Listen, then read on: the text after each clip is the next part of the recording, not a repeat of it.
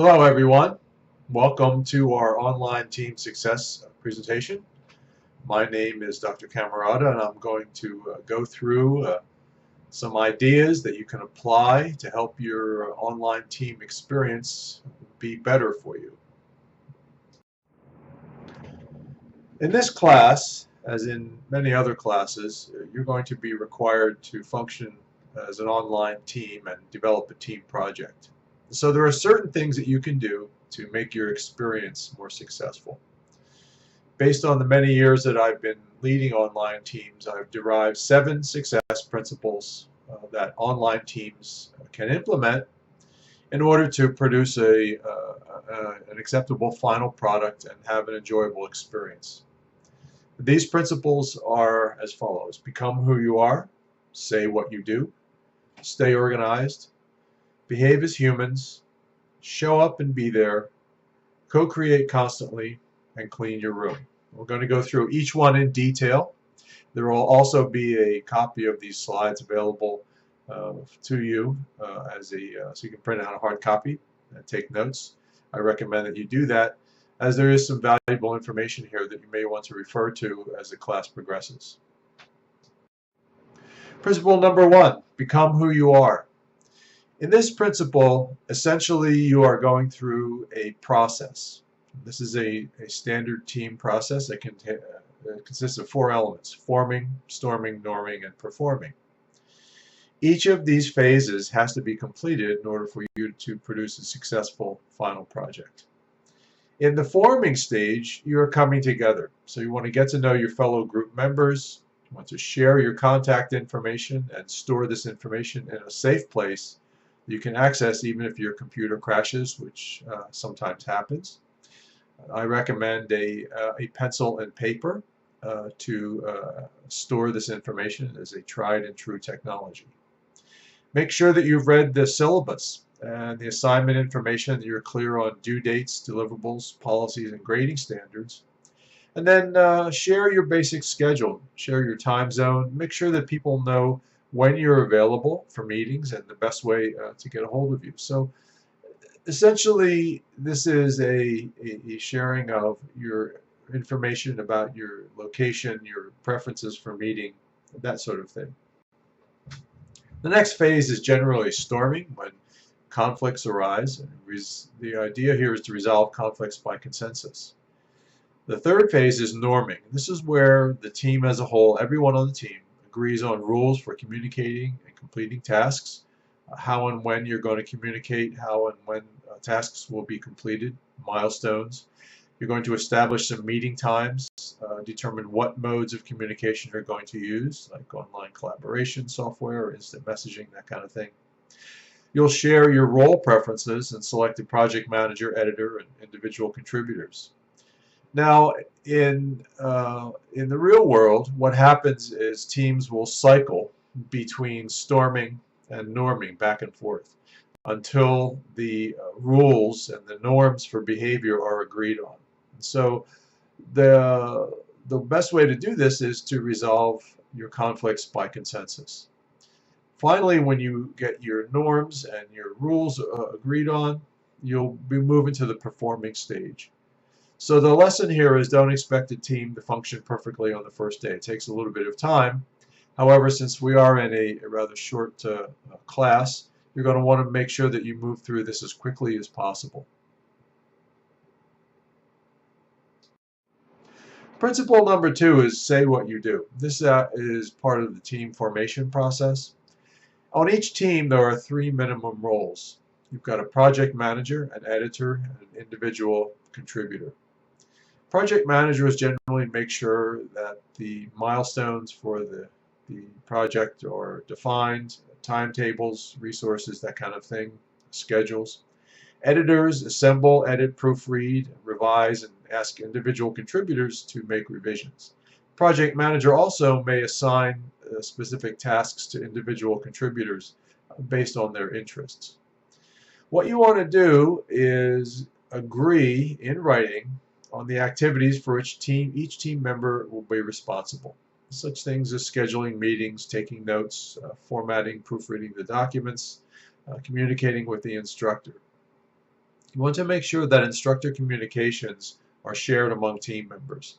One of the things that I've noticed in teams that don't work all that well is you'll have one person communicating with the instructor and then not relaying that message back to the team. Finally, when you've defined your activities and agreed on them, you want to rationalize them. In other words, make sure they all make sense. You don't have people stepping all over each other or encroaching on each other's tasks. For example, all team members should contribute to a final presentation or paper, but only one team member should be responsible for submitting the final copy to the instructor.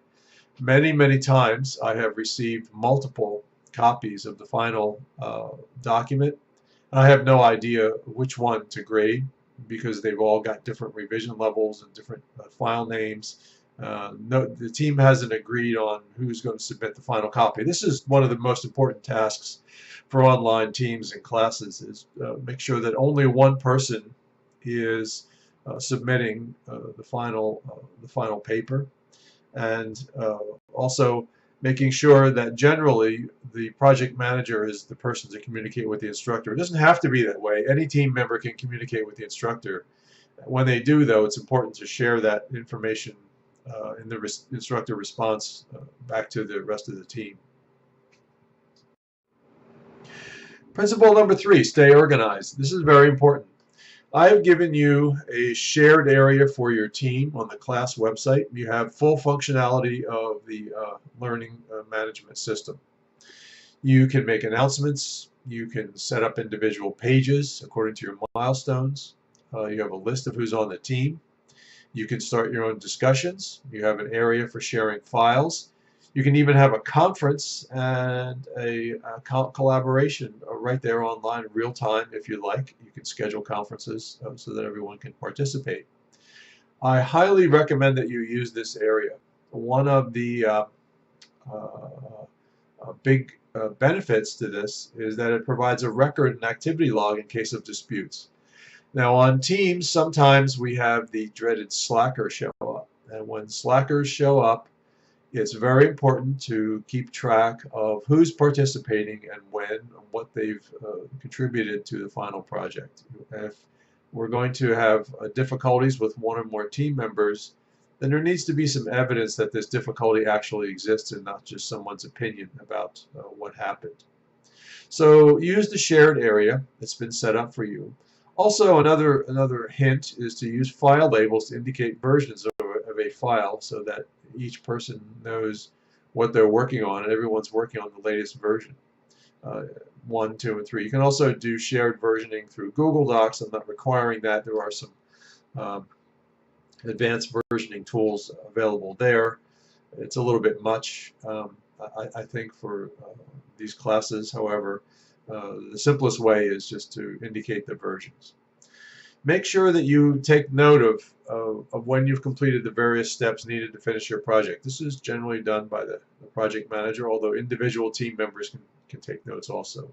Make sure you note when you've had a meeting, when you've shared your research with one another, and when you've submitted work to the instructor, so that everybody knows what's going on with the team activities.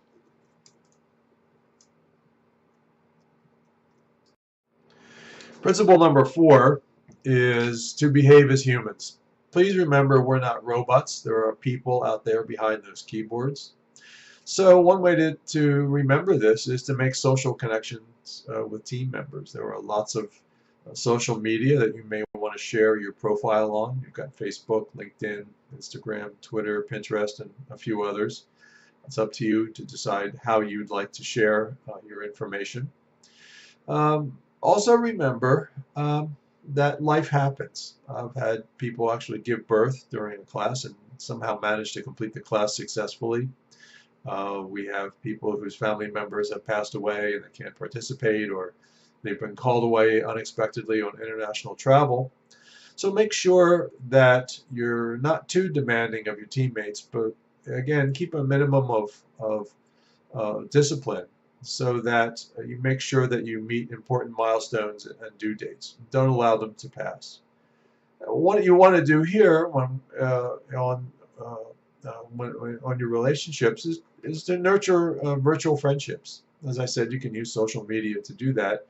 Remember, we're all working together to create a final project that is going to be a representative of each of our abilities. So become friends with the folks on your team and share your professional and personal backgrounds to the degree that you're comfortable with. Principle number 5, show up and be there. This is very important. Many students, especially the dreaded slackers, tend to not follow this principle. It's important that you compensate for the fact that you're not bumping into each other, you're not physically present. So you're going to need to over-communicate. Continue to communicate throughout the project in the ways and times that you determined at the beginning. Continue to fulfill the roles you've agreed upon. Don't switch roles in the middle. That just is an absolute disaster. When you communicate with your team members, make sure that your messages are clear and have a positive style, and you want to encourage collaboration rather than conflict or competition. Remember, we're all working together to achieve a desired outcome and succeed in the class. So let's keep our messages positive.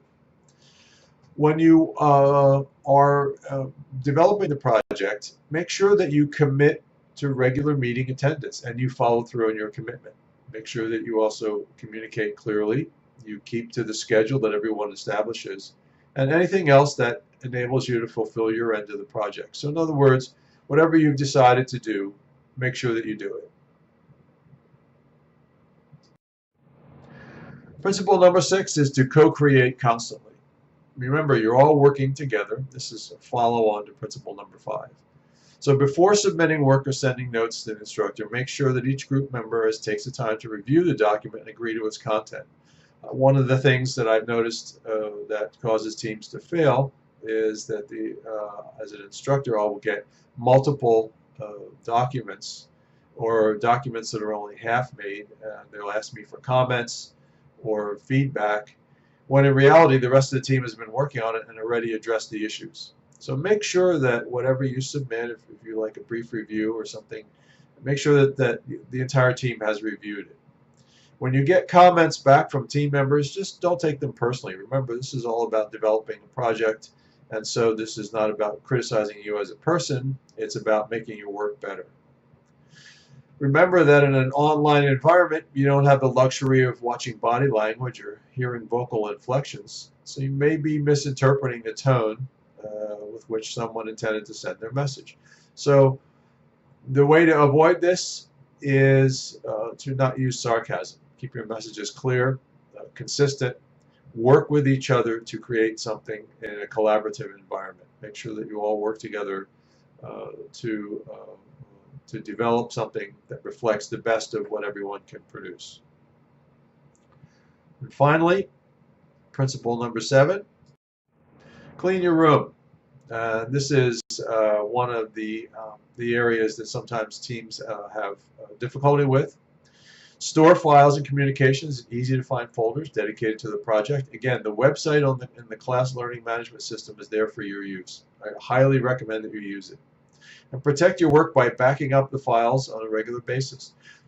Store them not only online. I recommend that you go out and go to your local Best Buy or Costco or maybe Amazon and get yourself a little backup hard drive. They're not very expensive. They can save you a lot of headaches. Do a backup once a week. Just copy everything over to the backup drive, and that way if your computer hard drive crashes, you can find another computer and access your files. You haven't lost your work. It's just the best practice. So, online team success is possible. I've had many teams that have produced tremendously amazing projects. They work together well.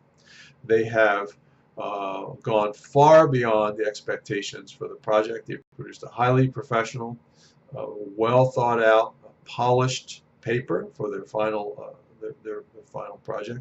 It's done very, very well. So it is possible. Teamwork is also fun, and it's effective when everybody pitches in, and everybody does their part and follows the plan. So remember, over-communicate. Make sure you're in constant touch with your team members, and over-participate. Make sure that you do your part, and when necessary, go beyond what you've set up, while making sure that everyone knows what you're doing. engage with your fellow team members, make sure that everyone's working together in a positive manner to produce the final document, that you all understand what's required, and that you're all continuing throughout the class to work together to produce the best that you can do.